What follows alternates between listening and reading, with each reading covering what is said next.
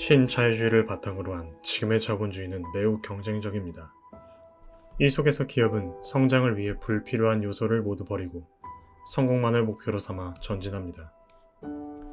그리고 이러한 배제는 어쩔 수 없는 꼭 필요한 개념처럼 여겨졌죠. 그러나 긴 시간 지속된 기업의 성공만을 위한 자본주의는 생각보다 많은 문제를 가져왔습니다.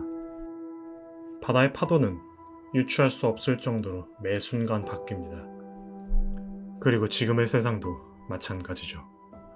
기업은 기업 스스로의 힘으로 커지지 않습니다. 수많은 이해관계자가 있고 그 중에는 고객도 있죠. 이런 급변하는 세상에서 기업을 지탱할 고객들, 일반 시민들은 한치 앞을 알 수 없는 불안감에 빠졌습니다. 실업 문제, 양극화, 갈등, 기후위기, 유토피아가 될 것이라 믿던 우리의 미래는 점점 디스토피아에 가까워지고 있다고 느낀 겁니다. 그리고 이 불안감으로 만들어진 화살은 이러한 문제에 그다지 신경을 쓰지 않았던 기업들에게도 향하기 시작했습니다. 그렇게 대내외적인 평판이 중요해졌습니다.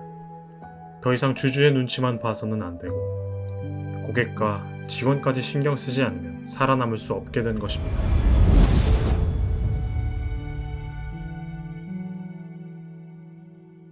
그리고 이러한 흐름에 세계 최대 자산 운용사인 블랙록이 참여합니다. 2020년 블랙록의 레리 핑크 최고 경영자는 주요 기업에게 기후변화와 지속 가능성에 대한 노력을 투자의 최우선 원칙으로 삼겠다고 밝혔습니다. 화석연료 관련 매출이 25%가 넘을 경우 그 기업에 투자하지 않겠다고도 선언했습니다. is a powerful economic result. As we move towards a more sustainable world, it's going to create great jobs. It's going to create a great. 그 외 UN, EU, 각국 정부에서도 지속 가능성을 원칙으로 한 경영을 하도록 환경을 조성해 나가고 있습니다. 환경과 사회, 지배구조의 앞글자를 딴 ESG 경영은 이렇게 수면 위로 떠오르게 되었습니다. ESG 경영은 기업 입장에선 너무 어려운 것이 사실입니다.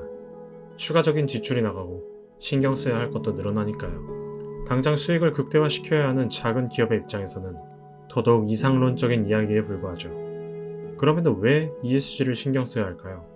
기업의 제품을 소비하는 고객들인 일반 대중은 점점 기업을 신뢰하지 않고 있습니다. 기업이 행한 좋지 못한 행동은 일반 대중에서 급속도로 퍼져 순식간에 큰 손해를 입히기도 하죠.